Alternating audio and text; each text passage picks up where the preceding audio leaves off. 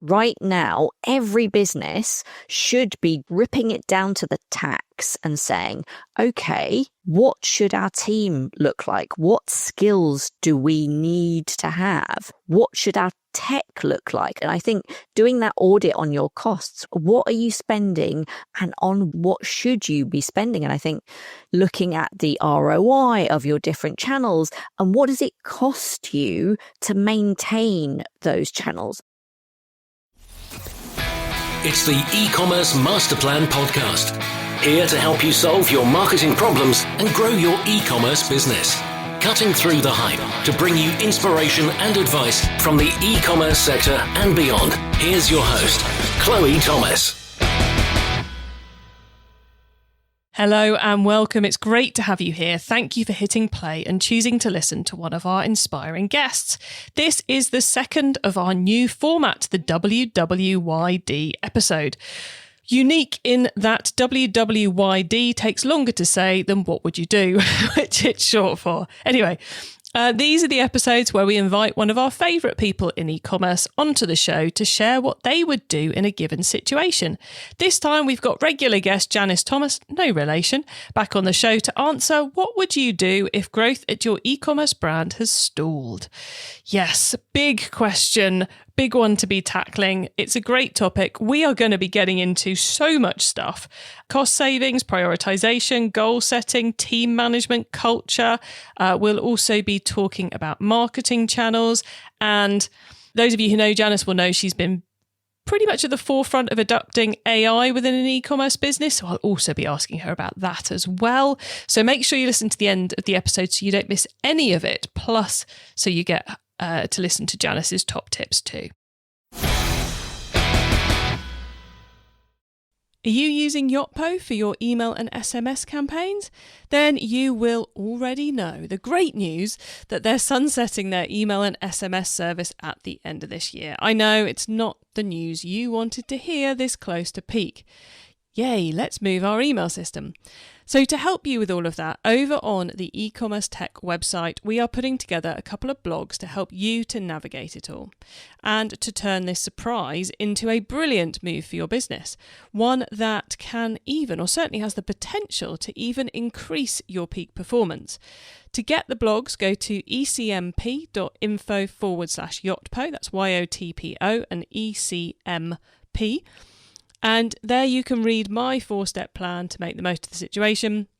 And you'll also get a roundup of advice from email marketing experts about what you should do. So ecmp.info/Yotpo. Many supplements on the market are hard to absorb or packed with fillers. But that's not the case with Quicksilver Scientific. Quicksilver Scientific is a U.S.-based company that manufactures advanced liposomal supplements, making nutrients easier for your body to absorb and put to work quickly. Made in Colorado in an NSF GMP-certified facility and rigorously tested, this is science-first supplementation. After adding ultravitamin into my routine, recovery feels faster, and I don't hit that midday crash anymore. Trusted worldwide for supplements that truly make a difference in performance, resilience, and well-being. Quicksilver Scientific makes advanced liposomal supplements so you can actually feel the difference. Energy, focus, calm, recovery. Get 10% off plus free shipping at tryqs.com/podcast. That's tryqs.com/podcast. These statements have not been evaluated by the Food and Drug Administration. This product is not intended to diagnose, treat, cure, or prevent any disease. And now to introduce our special guest. Janis Thomas is an e-commerce and subscriptions expert, recently named in the top 100 UK marketing influencers list. Hello, Janis.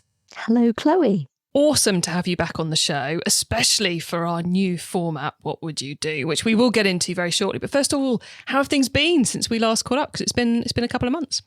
It's been good. There is a lot of change going on, which I think is what we're going to be talking about today. It is indeed. So I'll take that cue from you and let's get straight into it. So the what would you do you suggested was, if growth at your e-commerce brand has stalled, what would you do? So why did you pick this as your what would you do? I think we're just in this period of change. I think particularly with AI coming in, we need to revisit our processes And I think for e-commerce brands in particular, there's a lot of people who scaled up and invested in certain things on the back of COVID, and they had this massive growth, and they invested thinking that growth was going to continue. And in a lot of cases, it hasn't. So we've ended up with organizations that aren't fit for purpose. So I really wanted to say, look, if you're in this position, what do you do? Yeah, because organizations got a bit bloated with that fast, some wrong decisions about things to add into the tech stack, team members to add, outlets to add potentially as well, and then channels to add. And then we were always worse at saying no and cutting out and cutting back than we should be. So good decisions at the time, bad decisions at the time, but we're left with that hangover now. Absolutely. So any criteria to this? Is this advice, is this what would you do in a particularly large brand, a particularly small brand, a multi-channel brand, specific product sets, or is this relevant to anybody in the e-commerce space? I think there's elements of this that's relevant to everyone. Like you might have the perfect team and skill set, but you might have a bloated tech stack. I think there are different elements and different lenses that you could apply to whatever your business. Cool. Because this is going to be looking at everything, isn't it? This isn't your growth has stalled, sort out your Facebook ads. We're going a bit deeper than that. Yes. Okay, so then what would you do if growth at your e-commerce brand has stalled? Where do you start? Yeah, so I think particularly if you've got to that point and you've plateaued, chances are you've tried the easy things. You've tried iterating. And if you've got to the point where you're stuck, getting unstuck is going to be painful. So I think that's the first thing to acknowledge, that this is going to hurt to become unstuck. And you're probably almost going to have to go backwards a little bit to go forwards.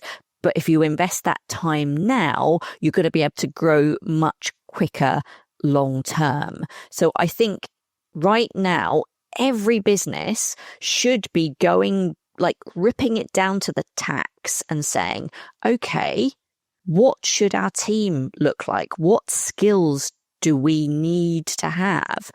What should our tech look like? And I'm particularly, while I've typically worked on Magento sites, I know a lot of people on Shopify, because if you've got that app environment, and it's really easy to add this app and add that app. And I liken it to, and all websites, not just Shopify, it becomes like an overstuffed handbag that you kind of have to tip it out and start all again. And I think that's the philosophy that organizations need to go through from both a team and a tech perspective, is what do we actually need? And I think doing that audit on your costs, what are you spending and on what should you be spending? And I think looking at the ROI of your different channels and what does it cost you to maintain those channels? And I think particularly with the changes in Meta and Google, that you need a lot more assets, you need a lot more data. And some things it's is this actually bringing in incremental value? And, I'm not saying, switch it off if you're spending millions of pounds a year on PPC, but, if you're only spending a few grand a month, then why not pause it for a few months and see what happens? Is it actually bringing the incrementality that you think it is? And I think that is the main thing, is do you know what? You really have to have a hard lens and say, what do you need? And you look at the team skills in particular, you think of design, you used to put a brief out to a number of agencies. They would come and pitch. There would be this big creative idea that would then run for months or even years. And we just don't work in that environment anymore. It's, experiment, it's try things, it's do it quick and dirty. And do you have people who are able to do that? The same with, processes and analysis and reporting and things like that. What happens to these things? Are these reports being used to actually drive decisions? Is that useful to people in their day-to-day job? It's a hard lens to put things through, but almost everything you do in the business, you need to be saying, should we be doing this? Because the reason that you've plateaued is you'll keep doing the same thing in the same way. The only way you're going to get out of that cycle is to say, stop. Should we be doing this? What should we be doing? I think if you can slim things down, there's a temptation to spend as much as you can to break even, presuming that, free, easy investment is not on the table as in the way it was pre-COVID. You've got to fund from your existing business. So if you're just ticking on along around the break-even point, it's very difficult to take bigger risks and make bigger investments.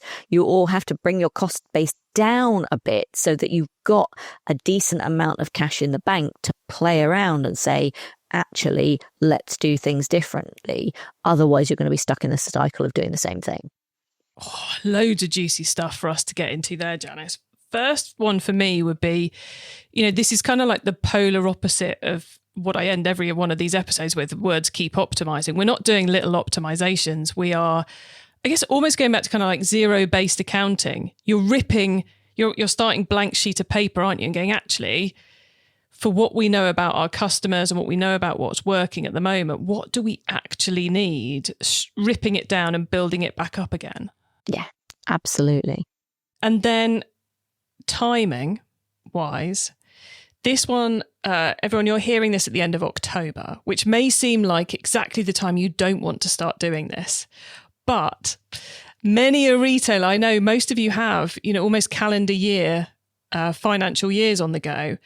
And you're kind of committed to what's going to happen for the next 2 months. But January is a wide open field of opportunity. So actually, sorry, everybody, now is the time to be plotting, isn't it? I would say, Janis, would you agree? November, December are a good time to start working on this? Absolutely. And I think that November and December, you've got such high expectations of what will happen that actually taking a really hard lens on, well, if it didn't happen, why didn't it happen? And what could we have done differently? It's almost the perfect opportunity to put that hard lens in place and make those difficult decisions. Because if you don't have an amazing November and December, it's only going to get worse into next year. And maybe you did have a strong November and December. What can you learn? What did you do? Because you probably, if you did have a strong November and December, you probably had to be agile. You probably had to change your plan than what you had in place, and you evolved to take advantage of opportunities as they came along. How did you do it? I think that's the other thing, that so many organizations in COVID were able to make those difficult decisions and did almost go back to that blank sheet of paper and say, what staff do we need? What should we be doing? Where's the focus? And going back to that COVID mindset again, how did we do that? And almost doing that again. It's like it was exhausting, but it was hugely creative and innovative time for many businesses. Everything changed crazy fast, uncomfortably fast, but we reacted up. Now we need to not react down, but react back in line with where we should be. You've talked about cutting costs in order to have better cash flow, and you've talked about optimizing marketing channels. Can you do those two at the same time? Or is it more, we need to cut back. So then we've got the resources starting to come in to enable us to do the new experimentations and to make the addition changes. Because we're not entirely talking about cutting back. We're talking about adding some new stuff in as well. Absolutely. And I think part of this process is of prioritization. It's like, what is going to have the most impact the most quickly? Because this is not going to be something you can just do in a month and it's sorted. This is going to be a long program of change, and it's working out where you can see the most impact quickly. And that might be, do you know what? Let's switch off this channel. Let's audit our tech stack. Whatever it might be, what can we do quickly that starts to put us in that better position? And I think making people focus on the right things. It's not necessarily like, oh, we need to cut staff, but actually are staff doing things that they shouldn't or don't add value? Like, are they spending, how much time are they spending on reporting, on admin and all of those things? So actually by taking that layer out, it's almost like you've got free staff members because you've automated those processes. You then can invest their time. So that becomes like time is a resource that is potentially at break even, and you can move it to profit as well as actual costs. I think in the e-commerce space or the retail head office space, this is not, what I'm about to say has no shade to be placed on in-store teams, okay? Very much not. But this is not about in-store teams. This is about head office staff sitting at their desks in the e-commerce and the retail channels. We are horrendous in this industry at valuing time. Absolutely horrendous at it.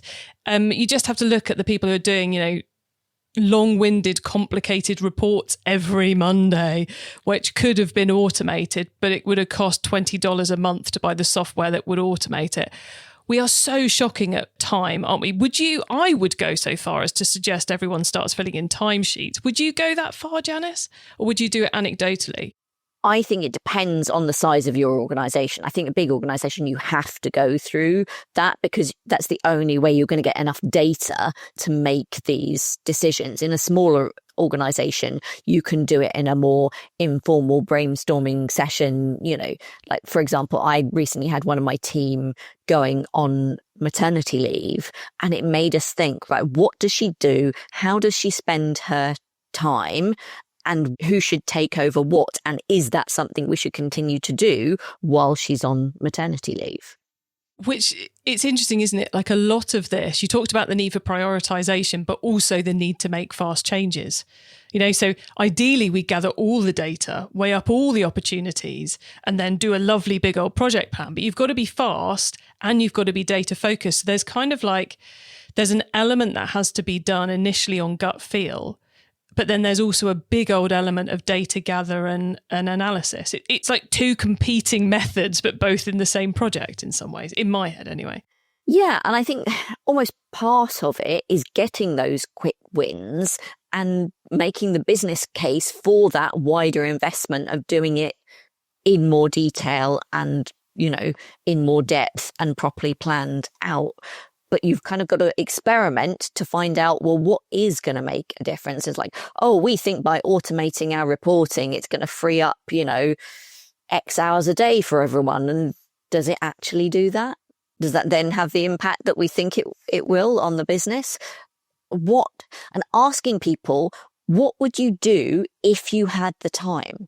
Like, you would be surprised at the projects that people want to be working on, but don't currently have the time to do. So it's no good just saying, oh, we've saved all this time, because tasks will expand to fill the time available. And I think particularly, I worked a long time in marketing and eCom, and I think there's a tendency towards perfectionism. It was like, oh, if I've got more time to do that deck, then I'm going to make it look even better. Whereas like, if I've only got 2 hours to do the deck, then it's going to be what it's going to be. So I think putting that expectation in place, not just, oh, you can save time, but what's the project you want to work on with that free time? Yeah, it's very easy to go, we saved a load of hours, but we haven't actually spent them on anything worthwhile. I liked one of the other points you made a little earlier when you were talking about prioritization and making a quick win, which was that you need to get everyone aligned around the goal, which I think when you're doing these fast moving projects and you're asking people for their opinions and you're asking teams to get involved, you have to have that clarity of goal, which means you kind of have to go, actually, no, do you, Janis? Do you need to go more in depth with what the goal is than we need to reignite growth? Is that good enough goal, or do we need more detail? I think you need an inspiring goal that is going to get people on board, because I think the only way this works is if everyone is looking at everything that they do, and they have to be on board with this. They can't be like, oh, well, if I do this, I'm going to be made redundant. My job's going to be taken by AI. You're never going to get anyone on board with that. But if you say, we want to build the company of the future, this is a vision of what our company is going to be. It's going to be efficient. We're not going to waste time on admin. We want you to focus on the things that you're good at and that you enjoy. And all of these things, I think you need an inspiring vision for people to buy into, rather than just, we want to make more money, we want to start growing again. Where's the emotional investment in that? It's not we need to cut 20% of costs, because that's enough to send fear through everybody. So given that this is also something you're not going to kick off amongst the, within the business with an email, is it? So would you do an hour-long team meeting, do an away day, half a day, something with pizza? How would you launch this to get the best understanding from the team, so they're not 10 minutes later standing by the water cooler going, wow, they're going to make us all redundant, aren't they? Which is the worst outcome you could end up with. Yeah, I'm a big believer in regular team meetings. And one of the things I like to do at regular team meetings is set people with a challenge. It might be, go experiment with AI this month and come back and share what you've learned, what you tried, what worked, what didn't work. It might be, we want to improve our product pages. Go find examples of brands that you like that do the product page well, and why do they do that? And I think breaking this down into bite-sized challenges that everyone can go away and come with their own opinions and feel like those opinions are valid and listened to. And also, most organizations, why do you want to spend somebody's time looking at what somebody else does when you can have that person share what they do, how they do it, how they think that they can improve it. And that person's going to be on board with those changes rather than someone imposing them on them. I love that, because then you're also creating a culture that helps deal with such problems in the past. It's a lot easier if you've been doing that sort of thing already, then it's a lot easier to embark on this than if it's been, oh, they're doing their secret squirrel thing again. The bosses are doing their thing and we won't get told anything. If you're in that scenario, this is an awful lot harder to do. So would you, in that example, would you kind of drip feed it to the team, or would you do a big reveal to kick things off? I think that there's good to have a, big conversation, but setting people's expectations about what sort of things you're going to ask them. I think, getting everyone involved is really useful for example, who in the business is using these tools? Are you using it? Are you dependent on it? Like all of these things that you've ended up, that you've subscribed to, with ongoing, recurring billing, and like who is actually using them, and how many people are using them, and how much are they using them? And is this the best tool for what they're using it for? If only 3 people find it really useful, is there something else that those 3 people could be used? If everyone uses it, well, clearly this is the tool that we should be investing in. Like a user account amnesty. I'm sure that would save everybody a lot of money. Not a bad one to do week 1. Yeah, I've done that with like recurring costs as well, is like, sit everyone in the marketing team down and be like, what is this cost? And like line by line, I'm like, oh no, that was that software that we signed up for that project 3 years ago and we're still paying for. Yeah, or Lindsay, who left 3 years ago, was to do with that one. Yeah. And then you really love the fact you have an accounts team, because they can go and chase it all down for you and work out how to cancel. Cool. Anything else we should do if growth at the e-commerce brand has stalled? Anything else you'd add in? I think it's, again, going back to basics, like really understanding, why do you exist? Why are you in business? Why should customers buy your products? that focus, I think, helps this whole process. It's like, well, why, what do we do and what do we not do? And I think the whole exercise is about focus and what should we be doing. And I think brand is a really important part of it. And I think particularly as you are using potentially AI tools for creative development, being really clear what the brand is, who it is for, all of those things, and having that as an input into prompts and processes and all of those things, and everyone is consistent about what they're saying and all of those things, means that you're going to get more consistent outputs. And I think that's an exercise, even if you're a massively growing brand that has no issues around growth, you should be doing right now, is aligning what are you saying about your team? What prompts are you using? Because if you've got 12 different people, in 10 different teams, all using different prompts, then you're going to end up with misalignment. So I think being really clear about what your brand is, why you exist, what you stand for, is an exercise everyone should be doing right now.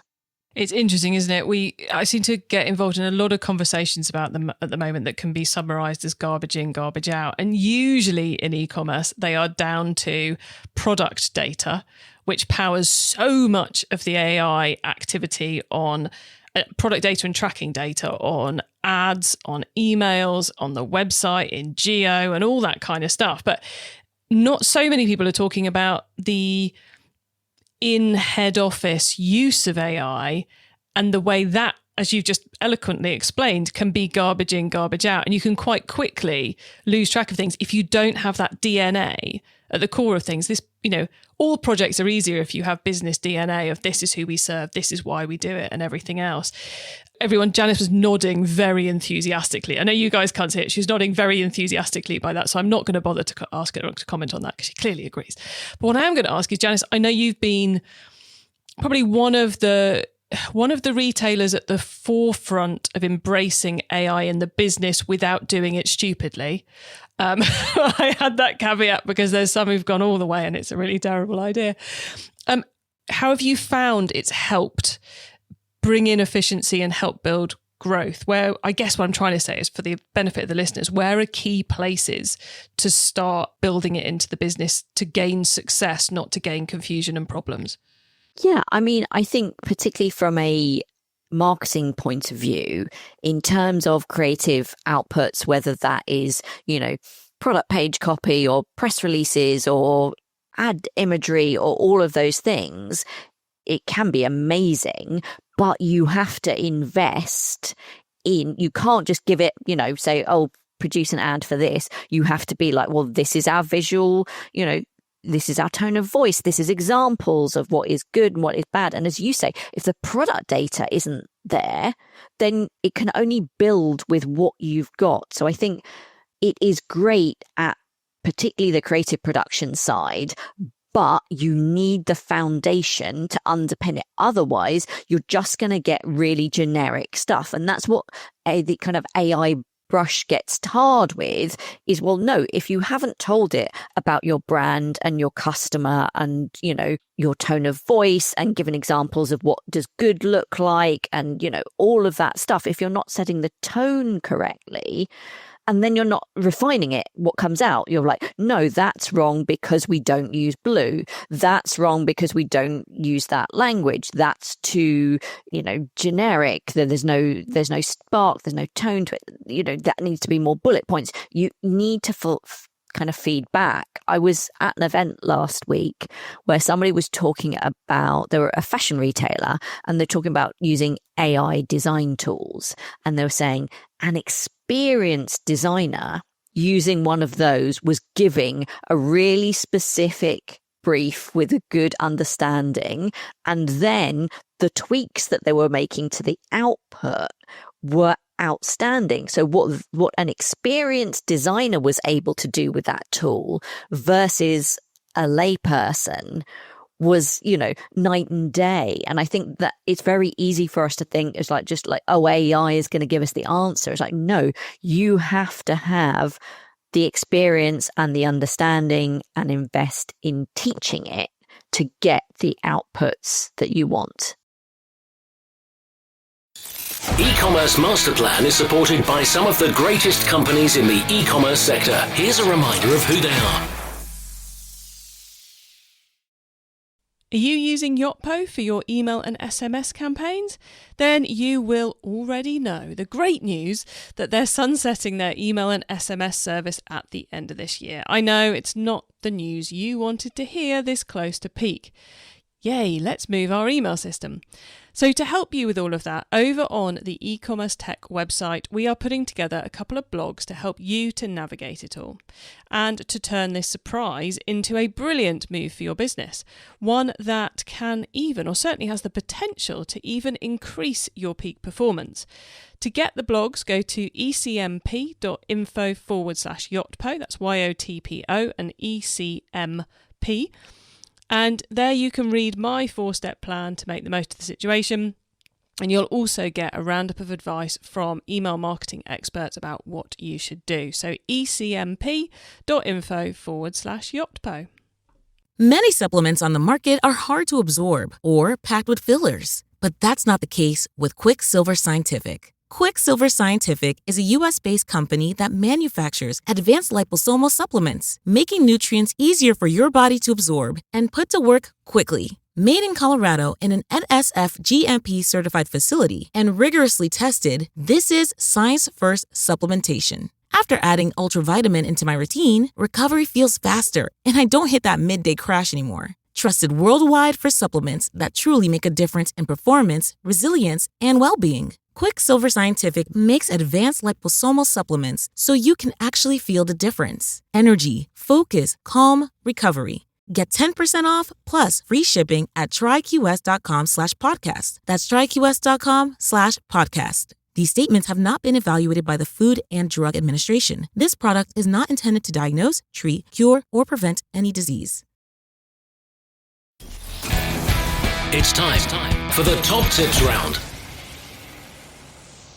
I love this section because it gives me and our listeners some really quick ideas for taking our businesses to the next level. Janice, are you ready for the top tips? I am. Awesome. Book top tip first up then. If everyone listening to this podcast agreed to take Friday off to read a book to make their business better, which book would you recommend? In this context, it would have to be Adam Grant's Think Again, which is all about the assumptions that we make and the decision-making processes that we use that don't serve us and all of those things. And I think it's the absolutely perfect book to read before embarking on this project. Nice. Okay, the traffic top tip. Which marketing method do you either prize above all others or think doesn't get the press it deserves? I think I'm going to be counterintuitive. I think increasingly it's not about traffic. That I think more and more user journeys are going to take place off your website, whether that's LLMs and GEO or YouTube or Meta or any of those things. I think we all need to get a lot less hung up about traffic and actually about how do we communicate clearly with our customers wherever they are. Nice, which comes back to great product data, clear DNA, and all of those great things. The tool top tip, maybe a collaboration tool, a social media plugin, a phone app, or just a way of working. Is there a cool little tool you use that makes you and your team more efficient from day to day? I think one of the things I'm finding really useful is understanding how to structure a prompt to get the output that you want, that telling it like, right, who are you? What are you trying to achieve? What does the output look like? What process do you want it to go through? And I think for me, thinking about how do you not just like do this task and then giving it examples of what good looks like thinking about, or actually what does a good prompt structure look like, I think is something that I'm evolving at the moment. I'm finding really useful. It is quite impressive that there are now tools to help you write the prompt. It's like we've almost gone full circle now. But you've got to have the answers. And I think this is the bit that people are trying to skip. Is like, actually, you have to feed it with really good quality stuff. You've got to feed it with really good quality examples. You've got to feed it with all that data. You can't just expect it to make it up, because it will. Yeah, and then you'll pay the price. Okay, the carbon top tip. What's your favourite way to reduce the carbon footprint of an e-commerce store? I think it's all about what we've been talking today. It's about focus. If you think about how much time and resource is wasted in every organization, this is the exercise that we should all be going through right now to reduce our carbon footprint. It is as simple as that, isn't it? Carbon footprint reduction is waste reduction, and focusing and knowing what you're doing will reduce your carbon footprint. I love that as an answer. That is perfect, Janis. 10 out of 10. Janis, before we say goodbye, could you please let the listeners know where they can find you and get in contact if they want to chat with you? Yeah, please get in touch with me on LinkedIn. I'm Janis Thomas, and that's Janis. Simple as that, everybody. Janis, thank you so much for being on the e-commerce master plan podcast and for being so generous sharing your experience with us. It's always a pleasure to catch up with you. Thank you for having me, Chloe.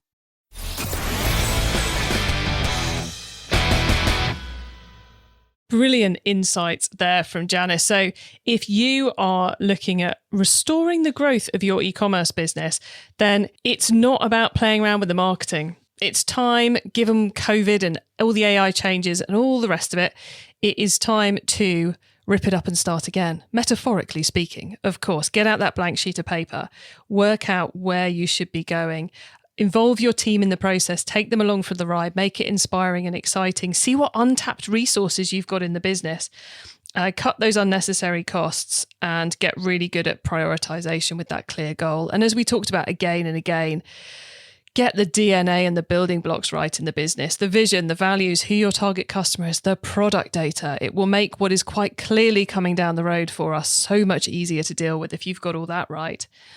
You can get your hands on our notes of this episode, including those top tips and links to the things we mentioned, by heading over to ecommercemasterplan.com. You could also use our direct episode short links. Just put ecmp.info/ the number of this episode into the URL bar and you'll be redirected straight to the right episode page. When you get to the website, you can also add yourself to our email list so you don't miss out on any of the other things I share to help you improve your business. And if you like this episode, then why not go back and have a listen to episode 561, which is our very first What Would You Do?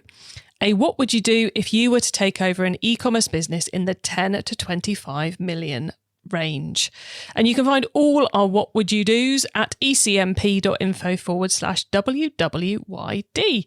Thank you for tuning into this and every episode of the e-commerce master plan podcast. I bring you a new interview every week to inspire and help people like you to succeed and thrive with your businesses, including progressing along the path to net zero. So if you know someone this show can help, please tell them to listen to the e-commerce master plan podcast. I hope you have a great week and don't forget to keep optimizing. Thank you for listening to the e-commerce master plan podcast. Find out more at ecommercemasterplan.com/podcast. Are you using Yotpo for your email and SMS campaigns? Then you will already know the great news that they're sunsetting their email and SMS service at the end of this year. I know it's not the news you wanted to hear this close to peak. Yay, let's move our email system. So to help you with all of that, over on the e-commerce tech website, we are putting together a couple of blogs to help you to navigate it all and to turn this surprise into a brilliant move for your business. One that can even, or certainly has the potential to even increase your peak performance. To get the blogs, go to ecmp.info/Yotpo. That's YOTPO and ECMP. And there you can read my 4-step plan to make the most of the situation. And you'll also get a roundup of advice from email marketing experts about what you should do. So ecmp.info/Yotpo. Shopify is a global commerce platform that helps you sell at every stage of your business and sell more with less effort thanks to the Shopify Magic, your AI-powered all-star. Sign up for a $1 per month trial period at shopify.com/redcircle, all lowercase. Go to shopify.com/redcircle now to grow your business, no matter what stage you're in. Shopify.com/redcircle.